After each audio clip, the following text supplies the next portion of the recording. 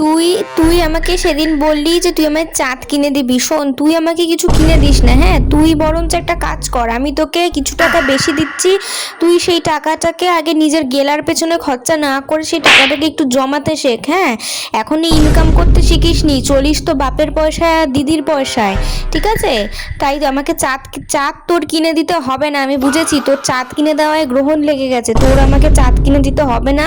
তুই নিজের জন্য পারলে একটা চাঁদের ওই কালো ভোটকা ফুটো কেন, তারপর তুই আমার জন্য চাঁদ কিনিস, ঠিক আছে?